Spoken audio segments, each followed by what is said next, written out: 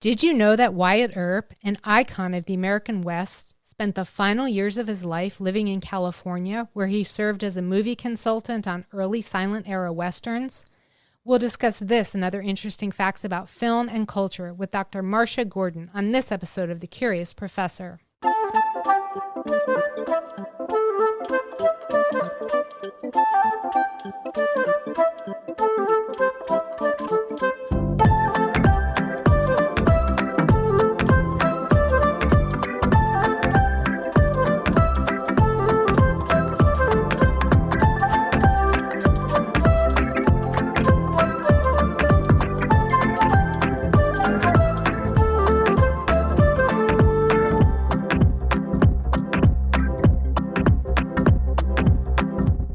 Hi everyone, I'm Dr. B. Welcome to the Curious Professor podcast, where I take listeners on a journey of discovery to explore the people, places, artifacts, and natural wonders that spark my curiosity.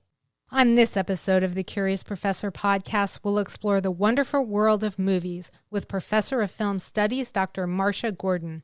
But first, a trivia question. Who was the first woman to direct a film noir? I'll have the answer for you at the end of this episode. I'm thrilled to have Dr. Marsha Gordon on the show today. Marsha is a professor of film studies at North Carolina State University, a recent fellow at the National Humanities Center, and an NEH Public Scholar. She is the author of numerous books and articles and co-director of several short documentaries. Her latest book, Becoming the Ex-Wife, The Unconventional Life and Forgotten Writings of Ursula Parrott, was published with the Trade Division of the University of California Press in April 2023. She regularly introduces films, gives lectures, and participates in panels all over the United States and Europe. Welcome to the show, Marsha. It's great to have you here. Thank you so much, Karen. It's great to be here. And what's the most unique thing about you? I don't know if it's unique, but I will say that I think my defining kind of characteristic is that I like to have my hands in a lot of different things at once, and I'm unafraid of trying and failing. So I make documentary films and sound works.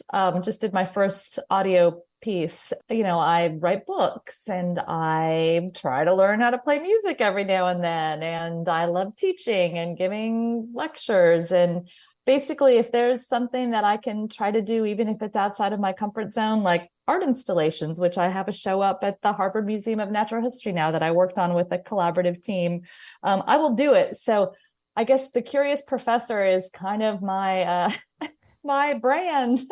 We definitely share that passion because I'm very similar.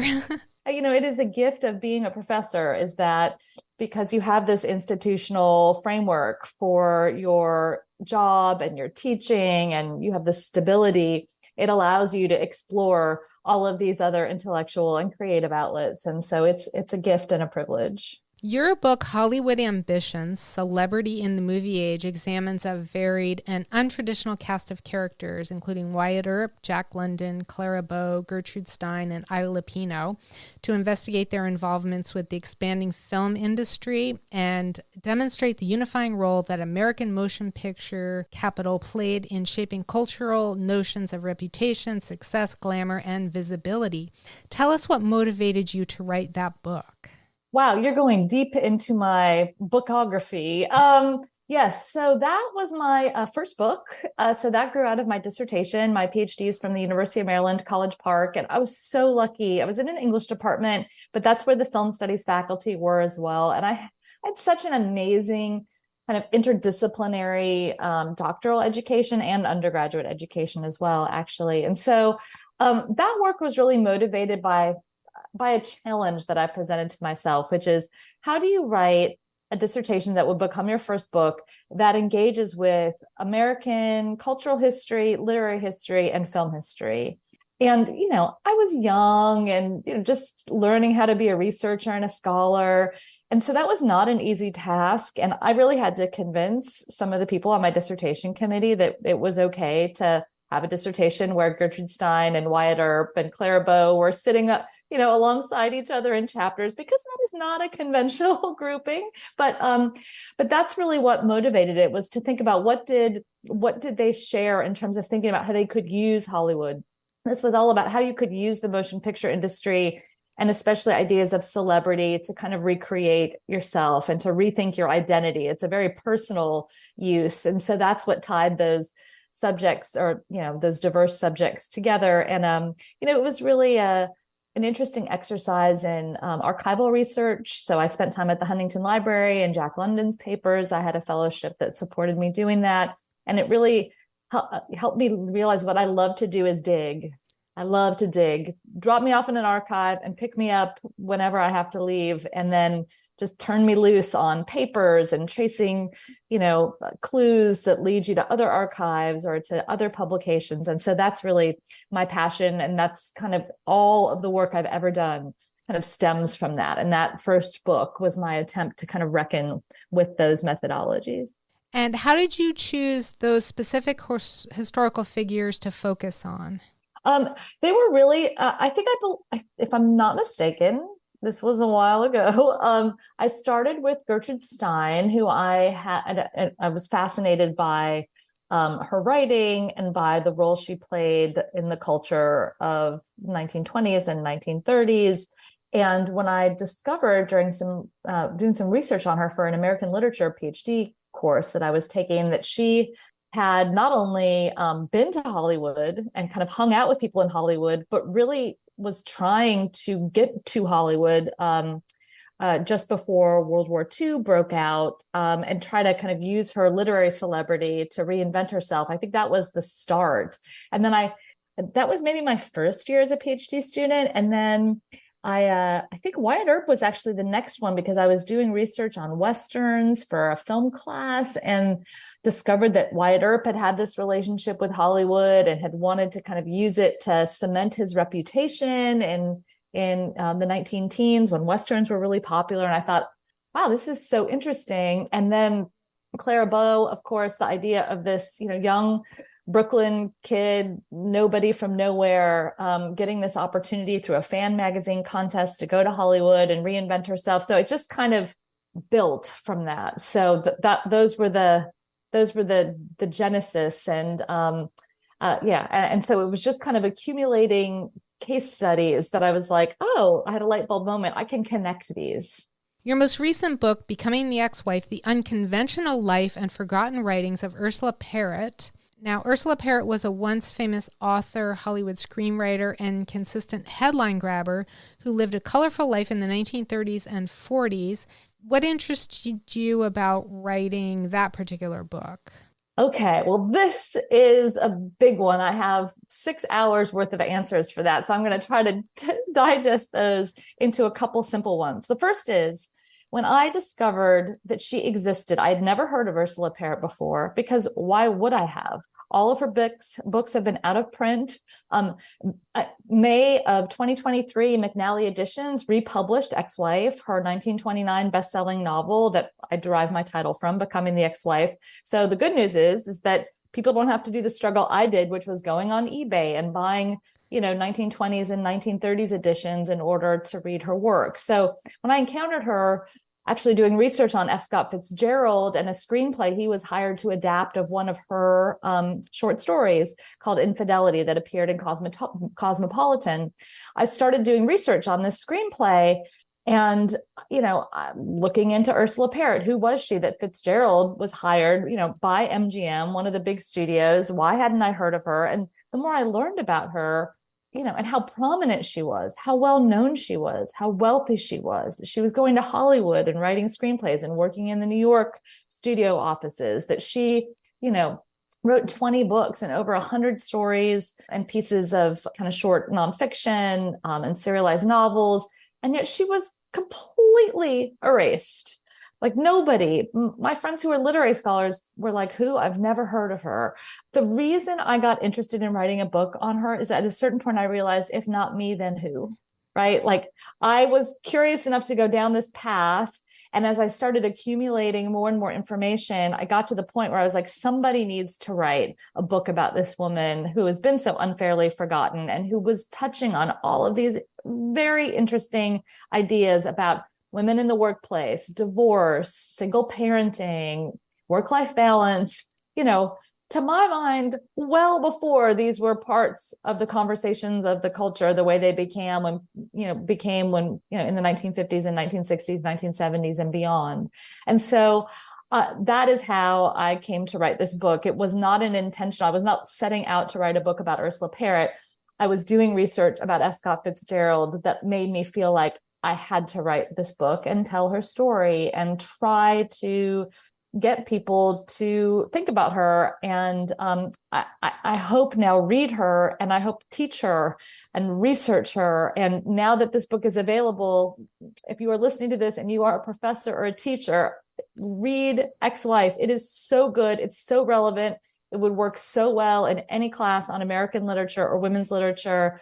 I really would like to have played some small part in bringing her back into the conversation and into people's reading experiences. And what made her work so scandalous at the time that she wrote?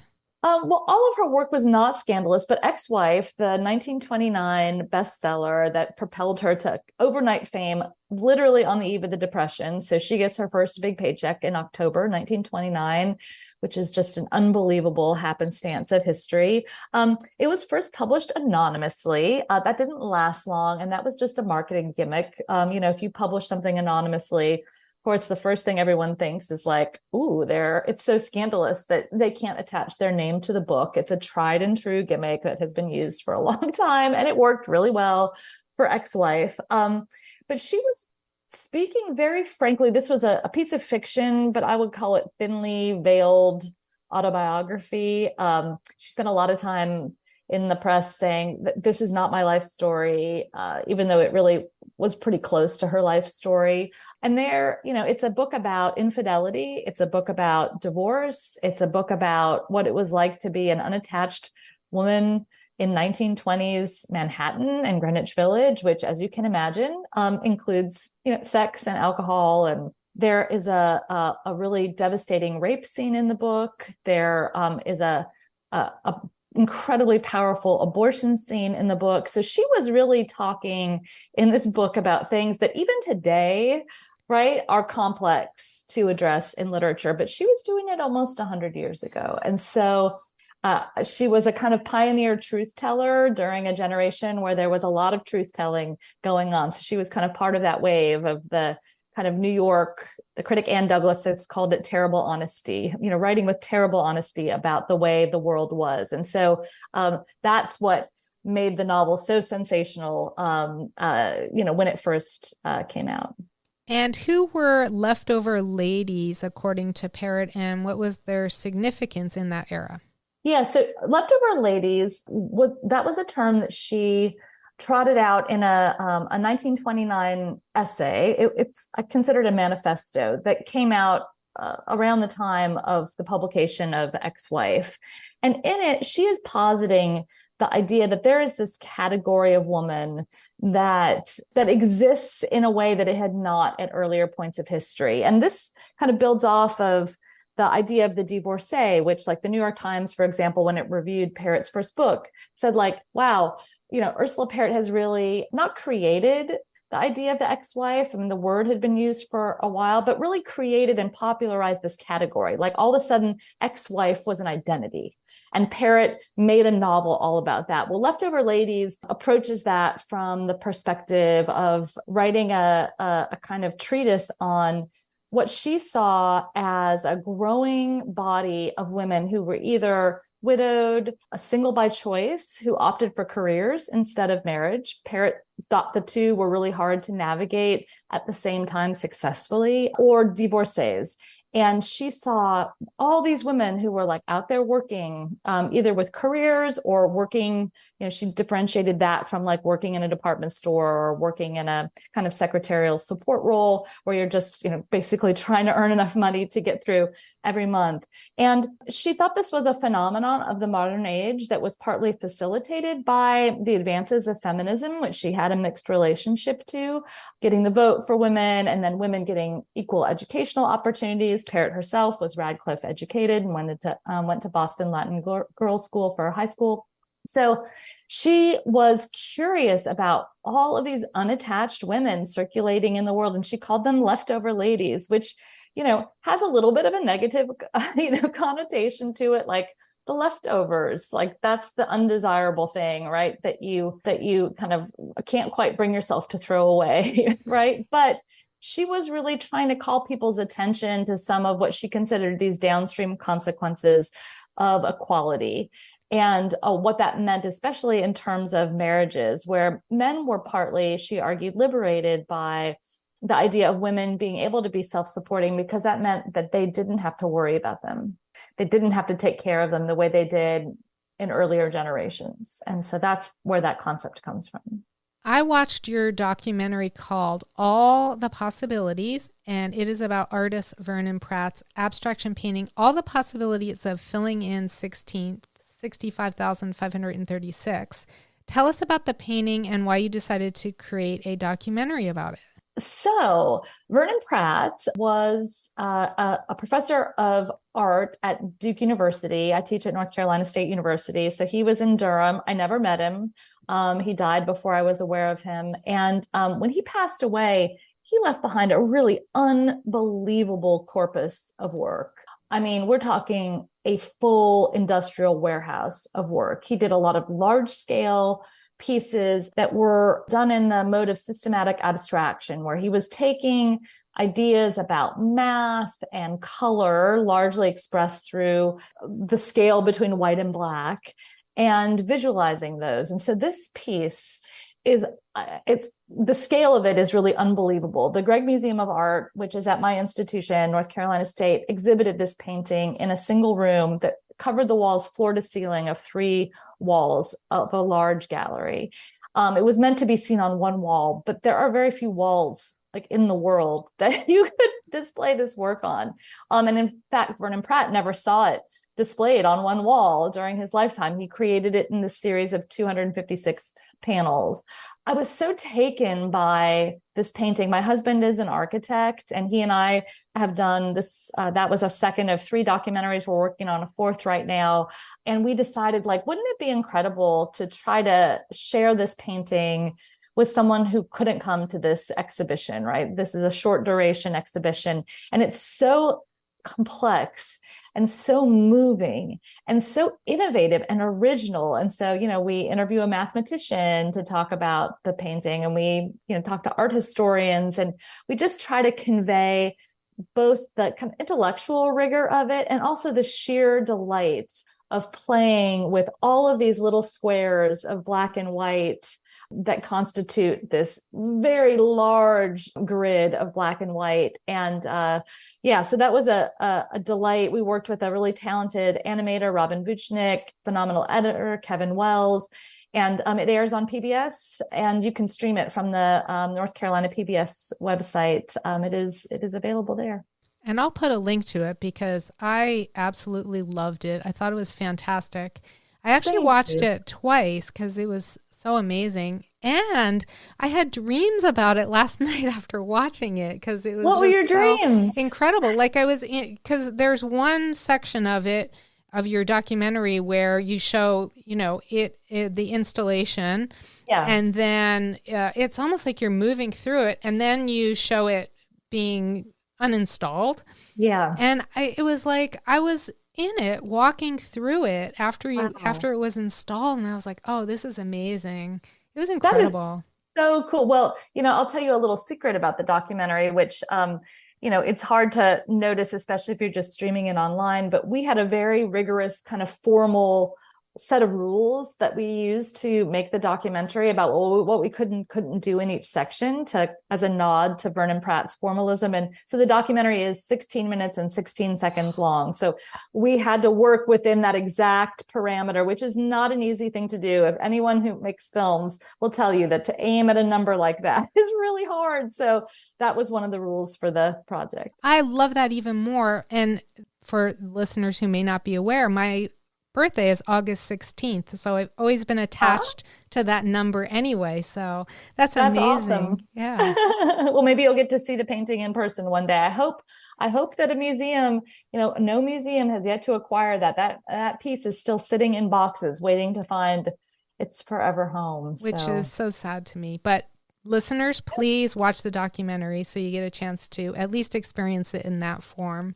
And then your documentary, Rendered Small, explores the private collection of over 1,200 American folk art buildings curated and displayed by Stephen Burke and Randy Campbell in their home in Hillsborough, North Carolina.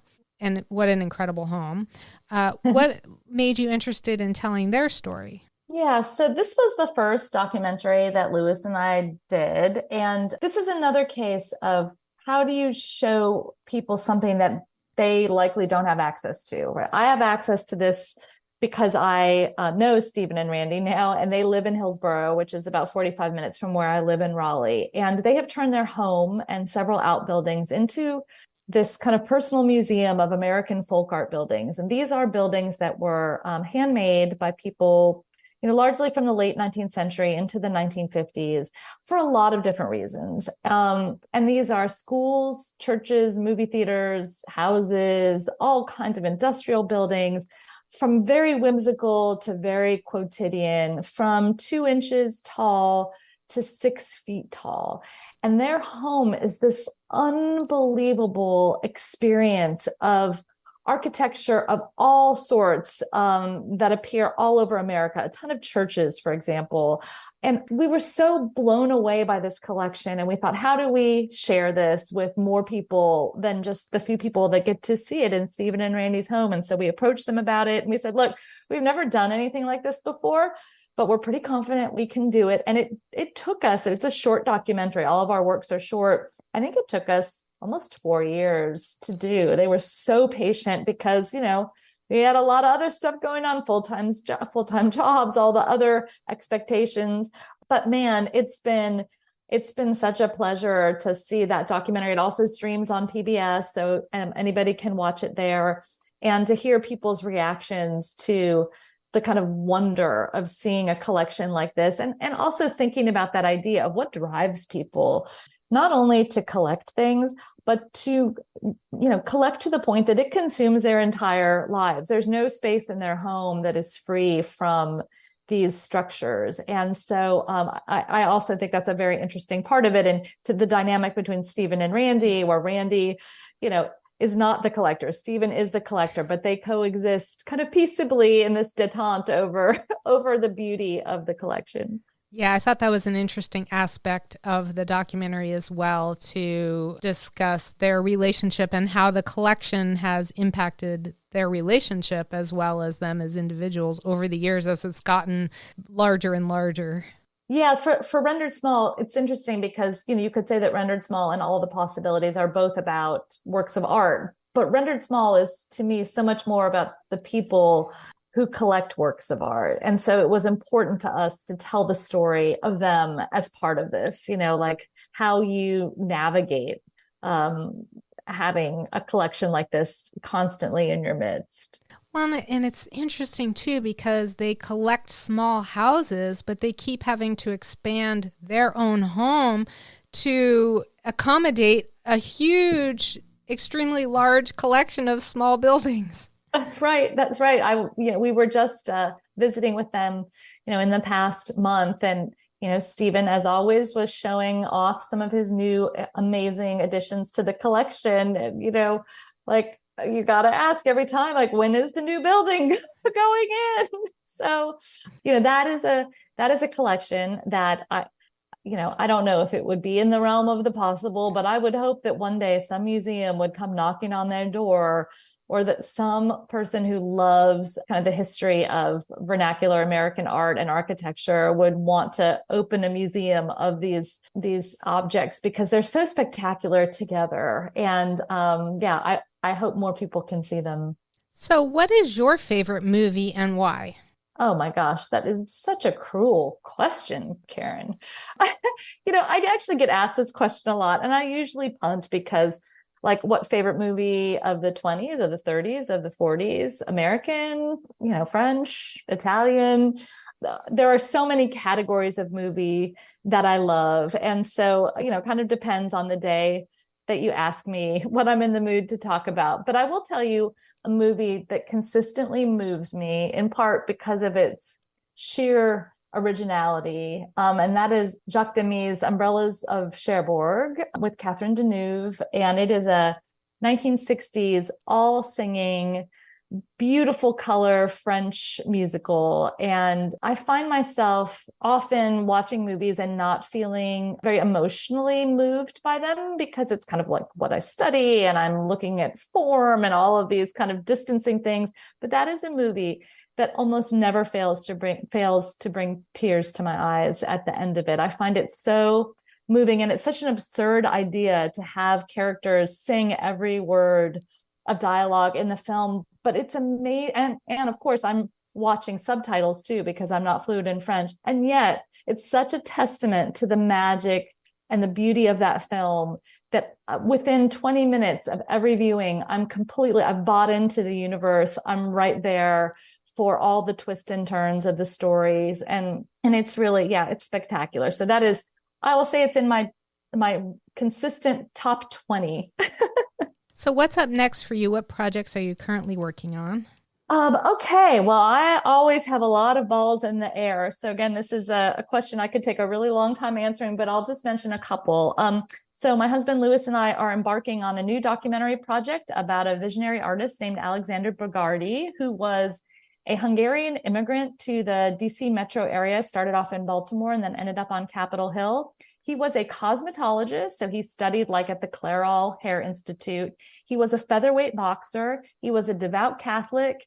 He was a castanet player. He was a wonderful, eccentric personality, and he did these incredible paintings, some of which are at the Smithsonian American Art Museum, some are at the Folk Art Museum in New York, that kind of marry Catholicism with cosmetology, really, and especially female beauty. So they're highly original, really interesting works. You can see them if you put Alexander Bogardi in at the Smithsonian website. You can look at what they have in their collection. And so we're really excited to work on a documentary about him, and again, a short documentary. I'm also working on the 5th edition of a film studies textbook called Film, Form, and Culture with my grad school mentor, Robert Kolker, who wrote the book and has taken it through 4 editions. And so we're in the middle of co-editing it. And actually, I just turned in something I'm very excited about, which is, if you're familiar with the New York Times Overlooked series. So this is a series the New York Times started several years ago in recognition of the fact that historically, the obituaries that were published in the New York Times were all of white men. And so they have created this space they're more like biographical profiles than they are conventional obituaries, but they're largely focused on women and people of color. So I just wrote one about Ursula Parrott, who never had an obituary in a single American newspaper, despite the fact that she was so famous and well known, and she was in the newspapers all the time. Everything she did was in the newspapers, but not one obituary. So she will be getting her first obituary in the near future in the New York Times. Is there anything else you'd like to tell us about you or your work? I don't know. That's a really interesting question. I feel like we've kind of covered an amazing gamut from my grad school dissertation to my current project. I also like to do research and uncover things and follow my curiosity. Yeah, well, I will say, yeah, I'll say something which might just be helpful for people who are interested in doing archival research in general, which is the world we have access to now of resources in an age of PDF full text searchable databases for those who are lucky enough to have either an institutional affiliation at a university or can go to a public library that has access to databases. It is mind-boggling. So, for example, when I was putting together the bibliography for Becoming the Ex-Wife of all of Ursula Parrott's writings that I could find, I'm sure there are others out there that I could not find. And in 10 or 20 years, as the databases get better and better, they will be revealed. But just to be able to go to like the women's magazine database and put in her name and get hits for all of these short stories that I didn't know existed, and then to have access to the story. So I read every single story, every single book, every single letter that she ever wrote that I could get my hands on. So that is my full confession of how much time I spent trying to understand her literary life. But I did that partly, the only reason I was able to do that was because there were these great library resources available. So I always, whenever I can, sing the praises of every librarian, every archivist, everyone who's putting those databases and all that metadata in them together that can help people like me and the many others like me who are out there trying to research difficult to tell stories. And where can listeners find out more about you? Well, my website, marshagordon.org, has my contact information. It has a link to subscribe to my newsletter, which I'm doing 2 or 3 times a month. You can look at back issues of it to see if it's something's of interest. I'm on Twitter and Instagram, Marsha G. Gordon. And so, yeah, and I'm easy to find at the North Carolina State University homepage as well. If you just Google Marsha, Marsha Gordon, Gordon. And I will put a link to your website in the show notes. Wonderful. Thank you so much, Karen. It was great to have you in the show, Marsha. Thank you so much for taking time to be a guest on the Curious Professor podcast. Thank you. And now for the answer to this episode's trivia question. Who was the first woman to direct a film noir? Ida Lupino, who acted in more than 50 movies and hundreds of TV shows, had the historic role of being the first woman to direct a film noir when she made The Hitchhiker in 1953. We'll end the show with something punny. Why did the Farmers movie get bad reviews? It was too corny.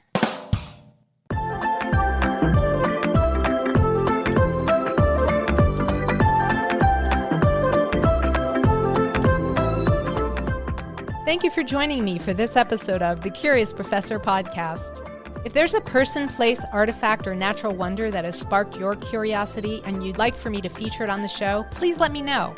My website is thecuriousprofessorpodcast.com. If you enjoyed the show, be sure to subscribe to the Curious Professor podcast wherever you listen to podcasts. And if you'd like to become part of my community of curiosity seekers, be sure to visit my website, thecuriousprofessorpodcast.com, and join Dr. B's Hive. Until next time, always be learning and be curious with Dr. B.